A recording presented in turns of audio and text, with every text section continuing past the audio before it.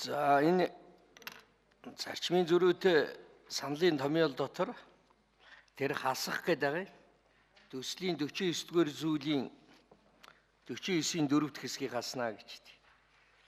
За энэ хуулийн 49-ийн 3 заасан тэтгэмж авах эрх үхий гэр бүлийн гишүүний дарааллыг дараах байдлаар тогтооно гэдэг. За нэгдүгээр тухайн албан хаагчтай гэрэлтэй бүртгүүлсэн эхнэр нөхөр. За хоёрт нь төрийн албан хаагч, тухайн албан хаагчийн төрсөн болон үржилсэн насанд хүрээгүй хүүхэд. Гуравт нь тухайн албан хаагчтай хамт амьдарч асрамжинд байсан эцэг их насанд хүрээгүй дүү. За дөрөвт нь тухайн албан хаагчийн бүрэн асрамжинд байсан хөгжлийн бэрхшээлтэй төрсөн ах эгч дүү.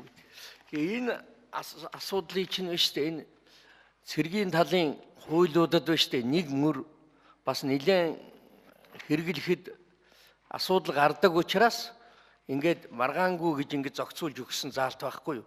Тэгэхээр өөр газар одоо давхардаж орсон учраас хасч гэнэ үү? Яагаад эндээс хасваа? Тэтгэмж нь бол байж байгаа мөртөрөө энэ зохицуулт бол бас нэг механизм нь болдог. Чухал заалт гэж л одоо бид тухайн үедээ оруулж ирсэн юм. За энийг одоо тодруулаад асуугаад.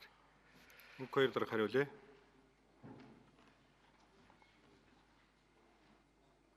За Лүндэжсэн гишүүний асуултанд хариулъя.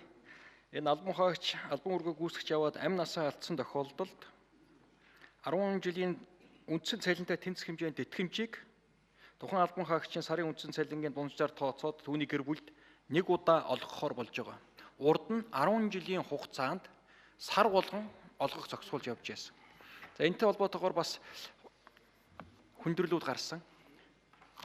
Талигач гэдэг жишээ авахад түүнээс хойш 10 жилийн хугацаанд хүний амьдралын олон өөрчлөлт гарна. Дараа нь гэр бүлтэй болно, өөр хүнтэй суuna, үр хүүхэд нь одоо насанд хүрнэ, өрх тус гарлна гэд бүхэлдээ 10 жилийн тэр нийгмийн асуудлыг зохицуулах ийм үүрэг өөрөө төрийн байгууллагад хүлээн.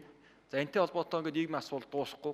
Тэгээд цалингийн ихтгэл зүйр байнга хөдөн мөнгөний ханш инфляцтай холбоотойгоор ингэж хүндрэл учруулахгүйгээр нэг мөр 10 жилийн цалингийн нэг мөсөн ар гэрт нь олгоод явах нь ар гэрийн амьдралд нь хэрэгтэй гэдэг талаас нь нөгөө талаас байгуулгын үйл ажиллагаанд хүндрэлгүй зорилгоор цэргийн албаны эрх зүйд ингэж орлоо, цагдаагийн хуульд ингэж орлоо, онцгой байдлын хуульд орлоо. Ингээд бүх тусгай чиглэлийн байгууллагуудын асуудал нэг мөргөн шийдэж байгаа. За баярлалаа.